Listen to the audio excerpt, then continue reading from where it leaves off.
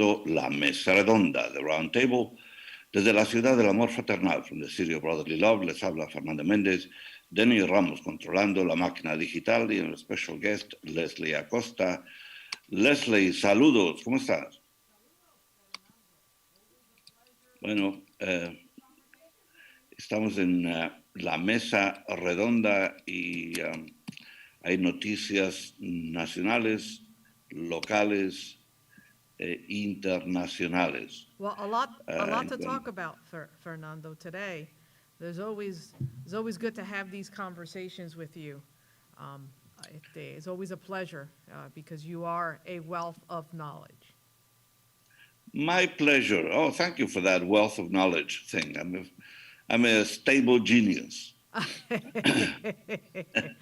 Well, I'm glad you think about yourself like that. That means you have a very high self-esteem. I'm, I'm thinking about the stable genius left the scene, so I can take the title. Yeah. Um, yeah. Anyway, it's interesting what's happening right now. Is the second time uh, that Donald Trump is being tried um, for impeachment. And so impeachment has only happened 4 times in the history of this country. And Andrew Jackson was one, Bill Clinton was the other one, and Donald Trump is half of the 4 times that has happened. Yeah. Interesting. Well, Um, but uh, there is no hope that anything will be done in the Senate. But the Democrats feel they have to put all this on the record. mm. Um, so Well, yeah, I mean, given the fact that a second impeachment has happened now, I think this is the first president, Fernando, I believe, to have two impeachments. I don't know if it happened before. I'm not sure. I'm not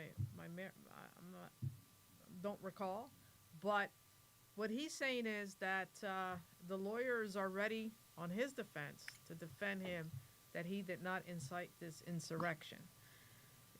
right, And then he's taking Congresswoman Waters, Maxine Waters' video as evidence that if they're going to prosecute him and convict him in the Senate for inciting insurrection, then they need to use the video of Congresswoman Maxine Waters to show that she also, at some point, I think a year, 2 years ago, she was in the midst of a crowd, inciting and telling the crowd to fight, as well against the establishment.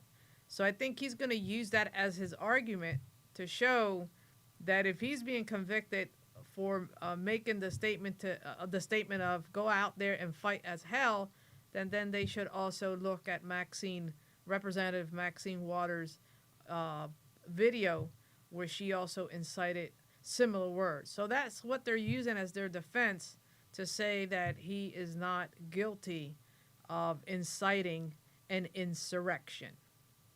yeah. Well, that means they really have no because Maxine Waters may have been one time, one statement.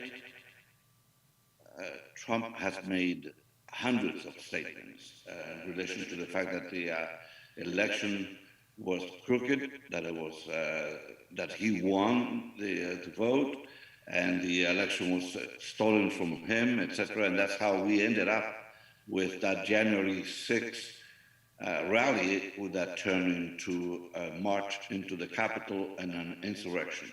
So Yeah. it's a different story altogether. Yes, Um, yes. It's absolutely two different scenarios. What has yeah, occurred there, but but I think that it started today. The House managers started their deliberation on the evidence against Donald Trump and what they're presenting as evidence enough to convict them in the Senate. But let's see how this happens. Again, I don't see any appetite on the Republican side, as you mentioned before. They need 17 votes, 17 Republican votes to come and vote with the Democrats in order to get this conviction. And the problem, Fernando, as you know, if they don't convict Donald Trump, the possibility of him running for public office again in 4 years is very real. Is very real. And Donald Trump, he that's where he's gonna go. And if we're gonna stop someone like Donald Trump to come back and create all this chaos and all this abnormal behavior in the White House, then there's an opportunity to stop this man. But to stop him based on evidence that we saw on the 6th of January. So let's see Right. how this let's see how this goes. Yeah, and the Republicans have been attempting to distract attention from all this, and they are trying to direct attention to the fact, like Maxine Waters that you just mentioned, and Senator Johnson last night said I have always believed that the Russian hoax was a diversionary operation from the corruption that was occurring within certainty the FBI and potentially some of our intelligence agencies. Yeah. So that's what he says about the beginning of this. And then um, he says that this impeachment, what is it all about? We know that 45 Republican senators believe it is unconstitutional. It's another diversionary tactic. Is this meant to deflect away from potentially what the speaker knew and when she knew it? Because, okay, so that has to be explained. Now, because the theory from some of the, like nobody really knows what Johnson is talking about, but the references to the fact that there are rumors that somehow Nancy Pelosi benefited from all this and that she was a likely ally of Antifa and all this stuff. It's like QAnon, all these rumors that are really, really hard to believe. Well, these are conspiracy theories, Fernando. Again, right? Of Yeah. these people throwing these conspiracy theories out there, and And I don't now know they're how we've gotten to this point where people are just throwing stuff out there to see if it sticks, and yeah, see if the public square believes this nonsense. But once again, you have intelligent, educated people that follow Donald Trump and believe this rhetoric from Donald Trump and believe these conspiracy theories. So it doesn't surprise me, that this is happening now in this country. I mean, it's just unbelievable to me. yeah. That defense team doesn't have much to go on. First of all, they didn't have too much time to even prepare defense, a proper defense. And the main argument they had initially was that Trump is not in office, so he cannot be impeached. So that didn't work. And now they're saying that because the case is so clear from their point of view, they won't even use all the time given to them to defend Trump. That's sort of another tactic they're using now. That our case is so clear that we don't need time to explain. It's like ridiculous. Yeah, yeah. Uh, What's switching gears here for a minute, Fernando. What's going on around currently? There's a lot of news coming from the international world. A lot going on there. Uh, There's one Especially particular piece elections of being news held that came out of in different Latin China, American of countries. Wuhan. WHO, a meeting between the Chinese scientists and politicians and the WHO representatives. And obviously, that's a politically charged thing, and they decided that the virus did not come from that lab. They're trying to blame it on other things. So Yeah. that's also not credible. That's that will be investigated further, I believe. Well, We will take a short break here in Usa la Media, the Round Table. Les habla Fernando Méndez, Dani Ramos controlando la máquina digital y Leslie Acosta está con nosotros hoy en día. No se vayan, regresamos en un momento.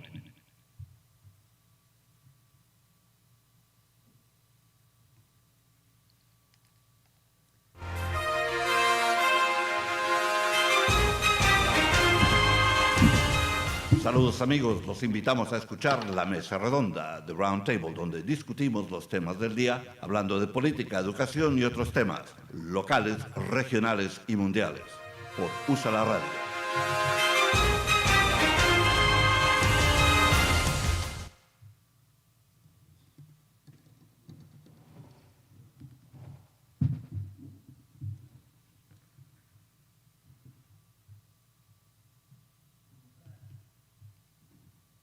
Yeah. Well, we're back, Fernando, from We're back. commercial Okay. break, and we were talking Well, about. let's switch. We're talking about the world and the U.S. and all that, but we have closer at home. We have news from counties across the Commonwealth of Pennsylvania blaming cumbersome state-provided software for their ongoing vaccine registration problems, as according to the report in the Philadelphia Inquirer. As we know, that the solution to this COVID problem, not only in our state but across the country, is to get a vaccine into everybody's arm. And we have a couple of problems with that. One is inventory. Do we have enough vaccines for everybody? The answer is no, not yet. And the other big problem is the number of people that cannot find where to register. Many, most of all minorities, blacks and Hispanics, do not have the technology to register, to go into the web and find out where the vaccines are available and all that. So that has also hampered the effort to get people to register for the vaccine. Yeah, I think this process of the vaccine and the rollout has been somewhat complicated. I think a lot of people have not figured, or the folks making the decision to roll this out, they haven't figured out a proper, efficient way to roll it out. It's massive, and so this is where the confusion of locally in different states and even nationally, this is where the confusion is coming out on how where to go, who's next in line, how to make these appointments to get the vaccine. So there's a lot. I think there's a lack of efficiency and effectiveness in rolling this out properly, because I think people just don't know. I think they're just rolling it out and see how this is panning out. And as you've seen in the news, and it has been reported, there's a lot of confusion as to how this is being rolled out. So that's what's currently happening. Well, we know the root of the problem goes back again to the Trump administration. As we know, the president didn't want to recognize that this was a threat to the national health and national economy. And he put his son-in-law, Jared Kushner, in charge of the dealing with COVID. And we know what happened. At one point, Jared Kushner claimed that he had control over all the protective equipment that was needed by doctors and nurses, and that he would distribute it. And then at some point, the administration changed its tune and said it was up to the states to deal with COVID. And that left many states stranded because they don't have the money. They don't have the finances to deal with this pandemic. And so that was the origin of the problems. Now, during the transition period, the Trump administration refused to deal with Biden's group. And so that delayed that natural transfer of information from one group to the next. and we are still suffering from that. Now, um, Biden and his people have been in power less than a month, and they're trying to get a hold of how to do this, how to proceed from here on, and let's see what happens. Yeah. Because he Well, said he Fernando, I don't promised, know, Biden promised. switching gears here for a minute, to get off the Trump train for a minute here. Did you watch the Super Bowl on Sunday? Yes, I did. Okay. Well, they I said did. that, given that we're in the middle of a global pandemic, the viewership was not as before. This is Brady's what, seventh Super Bowl ring, and there Right, were like 91.6 million viewers for the Super Bowl, whereas in right. past years before that, you had like 96.4 million. So there was a little disappointment there because they were expecting to make a Well, lot of money out of this. I guess the news stations yeah, there were some and they did not. problems But with. were you happy with the win of the Buccaneers? Yes, I was because I had money on them. So I actually had a couple of bets on them. Not big money, just friendly bets, but I was happy to see their So you won your bet. yes. Okay. And so but I was happy to see uh, Brady win. I'm not anti-Brady. I know that he cheated and his team did a couple of crooked things with filming the other team and so on. But now they're going to use that against him. The fact is that he switched teams and brought this new team to the Super Bowl. So he's got some talent, right. and but there are always people ready to take pot shots at somebody who wins like that. Yeah. Anyway, Well, I but just wanted to throw it that was out very there. lopsided. It was actually not an interesting game because it was so lopsided. I mean, they actually just the Kansas City team could not gather together enough strength to score touchdowns. And I think they got all the points they got. I think they got a little field goal. So, and that was supposed to be a battle of quarterbacks. It didn't happen. The quarterback for for Kansas didn't look so good. So anyway, Yeah. so that's my input on that. Yeah. Another headliner that I wanted to mention, Fernando. There was a school, or there is a school in Minnesota. I'm sorry, not in Minnesota, in Utah, who parents wanted to, or they were protesting about celebrating Black History Month. February we celebrate Black History Month, and the Yes, school, you know, the Black History Month, as you know, is part of our tradition. You know that, across the United States, and so, there's been several requests at this particular school in Utah, requesting for their students or for their kids not to participate in Black History Month at the school. What do you think about that? I mean, like I mentioned before, it is a tradition. Black history in this country is part of our tradition. What do you make out of that? well, actually, no matter where we start, we end up going to the same point.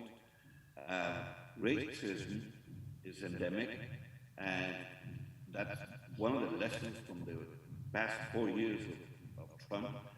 We have learned that racism has been buried deeply sometimes in the goings on in this country, and Trump actually enabled all the racist groups to feel entitled to come out and publicize who they are. And maybe that's part of that. Here, there's an extension of that kind of mentality in Utah, in a school that feels free to discriminate openly, because that's obviously what they're doing. Yeah, I just believe, that sometimes, history is often taught, especially history, when we're talking about black and brown people, the history of black and brown and their contribution to this country, whether it's Black History Month or Hispanic Heritage Month, is oftentimes is taught through a, I would say, a Eurocentric lens that reduces the contributions of black people or even Latino people in general. And so, that's a little concerning to me. And you're right, this issue of racism being injected into our culture. I mean, it's been placed into our culture since Donald Trump took office in 16. That it has damaged, I would say, the self worth or the contributions of black and brown people, contributions to this to the history of the United States. You know? Yeah, I'm sure that the white supremacists and other groups like that would love to eliminate Black history from the books, so along with Latino history, and that sentiment obviously is what gave Mr. Trump 76 million voters. There are a large number of people in this country who sort of espouse his theories, his beliefs. That's what Biden and our government have to deal with right now. Well, I'll tell you what, this particular school in Utah, 94% of the population is white, right? So that 94% of the population, we're talking about 19,000 and so population in that particular county, which is called the North Oregon County of Utah. But you're right, all that, that all goes back to the rhetoric that we've heard, that we have embraced for the past since 2016. So you can see the ripple effect of all of that. Absolutely, and actually, I just saw the headline. It says they decided to do that, and then they reversed their decision. So Yeah, they they're sure back did. to They reversed it. The school accepting. decided to reverse that decision, right? So I'm glad that they made that decision. But just put things into context, or we're talking about a town or a city that 94% of the population is white. So just let's keep that in mind. Exactly. But Mitt Romney is from that state, Yeah. and I don't think he spouses that kind of philosophy. I think he's a pretty middle of the road guy, Yeah. Yes, he is. Yes, he is. and And he's a very moderate guy as well. yes, he has been one of those sort of people in the Senate who has a bit of a conscience and has forced the Republicans to look at themselves because he's been the voice of many of the Republicans who opposed Trump and his policies. Um, you know, uh, when I had John yesterday, I was talking about how this kind of philosophy has affected the perception of so many kids about their future. They see, especially minorities, they perceive, imagine that, they perceive that they are not worthy of being in this country. Many of the Latino immigrants, many of the people whose families were separated at the borders. Imagine that. And that was a determined philosophy of this administration. So discrimination, racism, xenophobia, all that stuff, that's what the administration represented. And how do you switch all of a sudden from that to sort of a new way of governing? And Yeah. that's going to be a really difficult task for Mr. Biden to establish sort of a new direction. Yeah. We need that. Hopefully, We need that to be very clear that this is who we are now, not the errors of the past administration. correct. Hopefully, Well, this We are, new administration, it seems listen, to believe it be or not, this on the right. time flies when we are having fun, and we are approaching another break here in Usa la Media. Dani Ramos controlando la máquina digital. Les habla Fernando Méndez. Leslie Acosta is with us today. Regresamos en un minuto.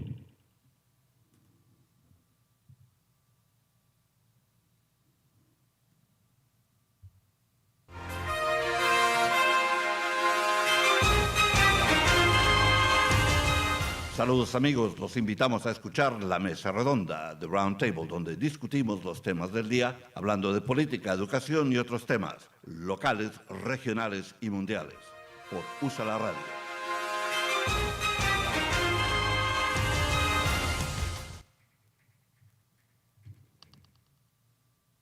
So here we are again in La Mesa Redonda, the round table. Les habla Fernando Méndez, Leslie Acosta es with us, Dani Ramos controlando el tablero. A case before Commonwealth Court today challenges the end of a cash assistance program for the poorest Pennsylvanians. State lawmakers ended the General Assistance Program in 2019 as part of a state budget agreed to by Democratic Governor Tom Wolf and the Republican-controlled legislature. Before it ended, general assistance provided about $200 per month to about 12,000 people. So, Well, let me just say this, Fernando, and I've said this before, and I'm going to say this again. We have a lot of people in the Commonwealth of Pennsylvania. Granted, I know that there's poverty levels in Philadelphia and Pittsburgh are extremely high. I blame the Democratic Party for that. But let me just say this. There's people that need assistance, and then you have people that don't need assistance, and they take advantage. Los justos pagan por los pecadores. ¿Cómo was that saying? Los justos pagan por los pecadores. Justos pagan por pecadores, sí. That's right. And so, you know, this has been a problem, I think, across this country. But here in Pennsylvania, we have people that do not need assistance, Fernando, and they take advantage and they abuse the system, and that becomes a problem for the people that really do need assistance and that are in need of that assistance. Right. And you know, taking this type of action now, currently, in the middle of a pandemic, where you really cannot decipher, if you will, who needs it and who does not, is detrimental, especially for people who really need this type of assistance. And I have an issue with that. I have definitely an issue with that when you're making decisions, when you take policy decisions and you put it in the hands of the Supreme Court to make a ruling on those policy and legislative decisions, I think that becomes an oxymoron. What say you? Well, one of the problems, look, this, by extension, then this kind of mentality that people are abusing the assistance programs, that goes to some of the points that Republicans made regarding the economic relief package that has been discussed in Congress right now. And they say that one of the objections is that a lot of that money from the $1.6 trillion, that a lot of that money is going to people who don't need it. And so you see interviews of people who say, like, you know, I have a lot of money. I don't need this kind of paycheck from the government. And but that doesn't negate that there are millions of people right now suffering from the devastation of the economy, people who work in the service industry, who need the money, who don't have anything else. And so it gets lost in the debate about, you know, who should receive the assistance. How do we decide? Does it go to people who make $70,000 a year or less? And then you get lost in that debate. In the meantime, there is nothing for anybody. And Yeah. that's where Well, the let me problem let, is let me right now. just say It's this. lost in that debate. I think, Fernando, like for instance, this stimulus checks that went out. Stimulus checks went out to people. No, let me just put it. I'm going to put it out there. That don't work. That don't work. That are probably on some type of disability. These people got their checks first, and people that do work and pay their taxes and pay their dues are the ones in the middle, stuck in the middle here. And so I think we have to figure out a way how to properly distribute this money and to whom this money should go to, because there's people who have received money that should not have received this money. I'm just putting it out there. I mean, and there's counter arguments to this point, but I would say, on the, not to side with the Republicans, but they have a valid point as to how this money trickled down and to who it trickled down. And I can tell you, a lot of this money got into the hands of people who shouldn't have gotten this money. And I'm one of, listen, I haven't even received my check. And I'm one of these candidates that I pay my taxes, I pay my dues, and I don't know if you received yours, Fernando, but I haven't. I haven't received anything. No. Um, so I don't know. But is it through the tax rolls that we can identify the people who deserve to get the money? Is that how it's done? Well, listen, if you have the president of the United States, a former president like Donald Trump, who only pays $750 in taxes, a guy Well, that is a millionaire or claims to be a billionaire, and he's able to find a loophole in the taxes, then that's not, the onus is not on the people. It's on the people that are running that department, that they need to redefine A, the goals, and B, how they're, and the legislature on how to structure taxes where people don't have the right to find these loopholes to cheat the government. That's not our problem. That's the government's problem. but so if Trump only paid $750 in taxes, he actually would qualify to receive a check from the government. Well, I tell you what, I don't know why this is Uh, really mixed up. I don't know, Fernando. I have no idea what's going on, but what's going on is not right. It's unfair to you and to well, me that pay taxes. well, part of the debate about Trump right now is whether or not he should receive so much money that goes to presidents. After they retire, they receive 200,000 a year, and they have all these benefits. And so one of the decisions was whether or not Trump deserved to receive any money or any further. Well, one thing that for sure that I like, the report that I saw, that Biden doesn't want to give him any intelligence briefings. So, hey, we have Martin Pratt. Hello, Martin. Well, it seems to me, and I'll say this, Martin's always seems to be running late on the agenda. But that's okay. We can accept Martin. I think That's he's good. already in to chime in this conversation, and his wealth of knowledge is always good for the conversation. Thank you. So, Thank you for having me. did you hear what we're talking about, Martin? No, I just heard you're talking about the Biden not wanting to give Trump security briefings. Exactly. What do you think of that decision? Excellent. Hopefully he doesn't. Like I mean, you know, not to be vulgar in the morning, but hopefully the Democrats find their cojones.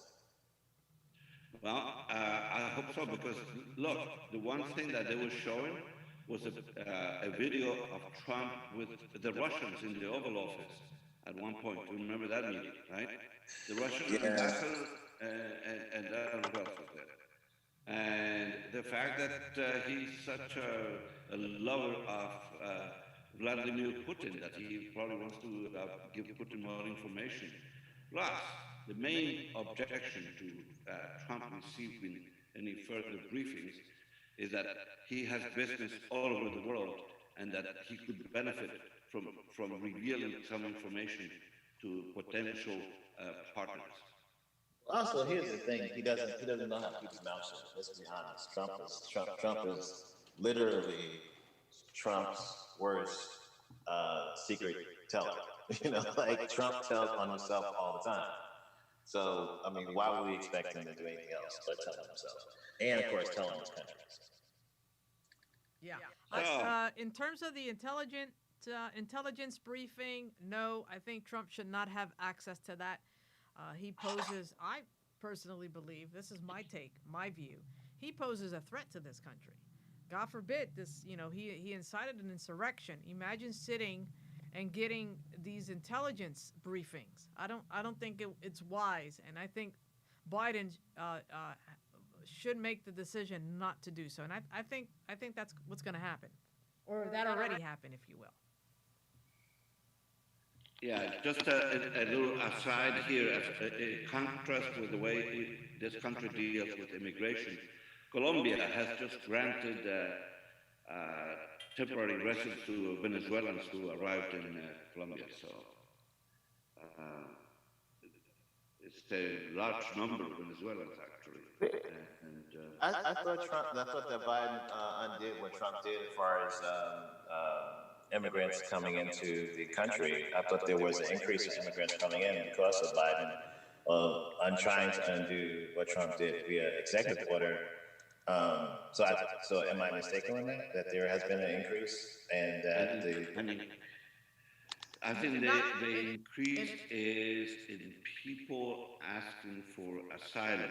People Yeah. have given up in submitting any further applications because they saw they would not go anywhere, and now that obviously there's renewed hope that when they apply that there will be a response, a positive response. So another aspect of this is the fact that now the government is participating in trying to reunite the families of these 5,000 children that were separated initially, 500 of whom could not be reunited because they had no paper. There was no way to find out who they were or where their parents were. So Well, let me just say this to both Fernando and Martin. Look, I think immigration reform has been a topic of conversation for years in this country, and neither the Democratic Party nor the Republican Party has really come up with a sustainable solution to address this. Year after year, we hear this conversation, but we don't really. The only one that did, and he did it in an inhumane way, was Donald Trump. The way that he dealt with this immigration issue. Let me just say this, and I'm going to throw this out there. I think that if you want to come into this country, you have to come in through a legal process. You cannot force your way to come in illegally, because guess what? The people that live here in the United States cannot go into your country and go into your country illegally. You go into a country, wherever you go, outside of the United States, you have 6 months to be in that country and to get back. And if you extend your stay, there's legal ramifications for that. Same thing here applies in the United States. There's laws that you have to abide by. You just can't come in and think that you can stay without having or going through a legal process. Now, what happened at the borders, where kids were separated from their families, and to this day, I think the Biden administration already put a committee in place so that these children can be reunified with their parents, is the right course of action. That's one issue that we have to deal with that in a humane way. The second issue that we have with the immigration issue is that people that are applying for political asylum oftentimes is not the case. They want to come here because they want economic opportunities to come and enter this country, but they file under this issue of political asylum because their countries, they have oppressive regimes. That's another issue. But when you're coming across this country and forcing your way in without going through the legal channels and proper channels to come into this country, that is wrong. That needs to be addressed. People can just not come in and do that. And these kids being separated at the border is a consequence. It's a consequence of parents coming into this country in that fashion. So people have to take responsibility for their actions and for what has happened at the and these kids being separated. So that's my take on immigration. If you're going to come into this country, you have to come in through the legal process and through the legal remedy that's in place. Is it broken? Yes. Can we fix it? Can we improve it? Yes, we can. But we have to find a way to do it in a humane way. But I think that was precisely the problem, that the Trump administration was not dealing with the problem in a humane way. They Well, put look, people I mean, in George Bush jail. tried this. I think so Leslie, I think the issue is the country doesn't have the appetite for what you're talking about. I mean, if George Bush, the son, couldn't get it done, I don't know. I mean, maybe Biden might be able to get it done. What you're talking about, humanity, because you said inhumane and you said humane. So that's humanity. And I don't see this country as humanity. You know, I think that that's part of the problem. Is like, this is not really a humane society. And so we're putting, like, I think this is causing people to really look at, question what the United States really is, right? And so it's a democracy, supposedly. And so we're supposed to have two sides at the table, but one side decides not to be part of the table. So what does the country turn into? And that's the weakness and Achilles heel of the country, is that we haven't made its citizens be true citizens of a democracy. Because to your point, yeah, we should have these rules and regulations and people should abide by them. But I personally have helped about 10 people get the visa lottery. And how I helped them was following the rules of the visa lottery. Because I knew the time to post to the lottery, I could, I don't want to say game the system, but game the system. So it's like, and I was alerted to this by someone. I just basically operated the computer. I went to the website, but the person that figured it out was an immigrant who wasn't in this country and was like, hey, I want to get my family over to the US. Can you post this to the website? And I was like, why am I posting it at whatever time it was? Well, that's because that put them on the top of the pile. So, like, I mean, I hear what you're saying, but it's like if we be honest with what we are, and I'm not saying you're wrong. I'm just saying the debate for citizenship and the debate for the immigration reform and all that, it should have people that actually have went through the process. It should have people like me who can testify and say the system is broken. It is. It's just broken. Martin, I'm sorry to interrupt you, but we need to take our last break here in Usala Media. Están escuchando la mesa redonda de Round Table con Fernando Méndez, Leslie Acosta and Martin Pratt are our guests, Danny Ramos controlando la máquina digital. Regresamos en un minuto.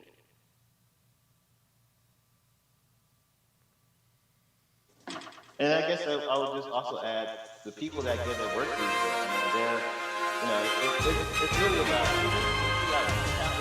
Saludos amigos, los invitamos a escuchar La Mesa Redonda, el Round Table, donde discutimos los temas del día, hablando de política, educación y otros temas, locales, regionales y mundiales, por USA la Radio.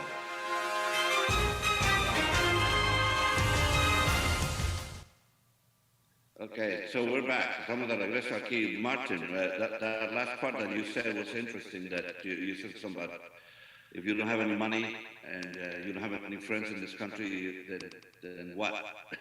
I mean, let's be honest. Like, I want America to be, that's where we get our strength from, being honest of what we are. So we can't be exploited as a country and as a people if we're not honest and we believe the hype. This is like, so legally, you go to this, you hire a lawyer, you wait 4 years, you do all this stuff. How many people that came to this country did it illegally? Yeah. How many people that came to this country were forced to come to the country? Plenty of these people have come into this country and have done it illegally. Well, you know what? That's fine until you get caught. But what I'm saying is, there's a legal remedy and a process that you have to follow. We cannot go to someone else's country and do this. We can't do this. We will get prosecuted and we will get thrown out of the country if we violate their laws. So we are a nation of laws that have to be followed. And if you're not following those laws, and I know that you have people that don't have probably the money to pay $5,000, $10,000 to come into this country legally, but that's the way the system is set up in this country. and those laws have to be respected. And you know, if you come in illegally into this country, you force your way through into this country, then there's legal ramifications for that. So Well, you know that's not so if we want to reform the laws, that's something that Congress would have to do to make those reforms in Congress. But laws have to be respected no matter where you go. And I can understand the argument on both sides of the aisle here when it comes to the immigration. I think it's both humane and inhumane. Trump showed the inhumane side of this, and I think Biden is going to show the humane part of this. But it has to be done where our laws are respected. People just can't come into this country just because and force their way in and violate these laws. It doesn't work that way. It really doesn't. but it's hard to disagree with the fact that anybody coming to this country should try to do it the legal way. But we're talking about, you mentioned economic opportunity, and one of the obstacles the Trump administration put into immigration, because they were determined to have no immigrants at all. Steve Miller sort of made the test more difficult and made it more expensive to apply for immigration in this country. They wanted immigrants from European, Scandinavian countries. That was a fact. That we cannot argue against. Yeah. That was said from our president. So, to Leslie's point, or to maybe to opposite Leslie's point, yes, we are a nation of laws for white people, Leslie. Well, listen. I hear you and I get that, and I'm with you on this, 100%. Right? So I agree. And let me tell you something. This country was founded by immigrants, right? They formed what we have here today, and the contributions of immigrants to this country is humongous, is huge. Here in Pennsylvania, 6% of the contribution economically comes from the immigrant community. So we have to acknowledge that, and that is a fact. So you know, I'm not. What I'm saying is, there has to be a adequate balance that is sustainable, because that is sustainable for immigrants when they do come to this country, and that's fine because we want to welcome people into this country, and that's a tough debate to have. You know this, Fernando. You know this, Martin. It is a tough debate on both sides of the aisle. How do you come to a middle ground on this? It's too complex. It's too complex to navigate. Leslie, it's I want to just interject this into the middle. in that statement you made. And I think as black and brown people were coming to this, and actually white people, I did an event with white people, and I'll explain to it in a second. But the fact that you just brought up that this was a country established by immigrants, it wasn't. This was a country established by colonizers who overtook somebody else and murdered the people that were here. Well, I disagree. I disagree with that point. Historically, I would disagree with that point. Historically, I would disagree with that point, but we're not going to get into that conversation right now. Who were already here illegally. Yeah. And so when we talk about the establishment of this country, we talk about immigration in the framework of, well, you know, immigrants came. No, I did not know this until this year. Last year, rather, that Thanksgiving Day is a celebration by the Boston governor, or the Massachusetts governor, who said, kill as many Indians as we can, and we're going to celebrate their death, the slaughter. And so that's our history. And well, look, historically, we could get into this debate, and I disagree with you on that one. I really do. And if we really go back into history, Native Americans were the ones actually who occupied. But we're not going to get, that's not the conversation that we're going to have right now. We don't want to get off topic. But at the end of the day, you know what? Both of you, we actually don't have enough time to get that's into right. We do not. We do not. Very deep conversation. We're running out of time here in Usala Media, the round table. You guys got more interesting towards the end, and now we have to stop. Fernando always wants to cut me and Leslie off. He's afraid of our conversation, Leslie.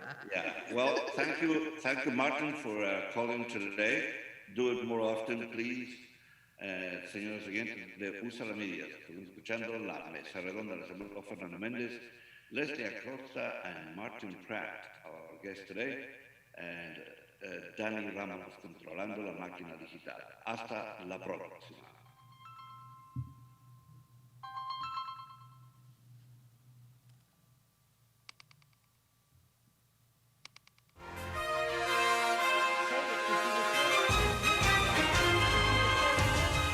Saludos amigos, los invitamos a escuchar la mesa redonda, The Round Table, donde discutimos los temas del día, hablando de política, educación y otros temas, locales, regionales y mundiales, por USA la Radio.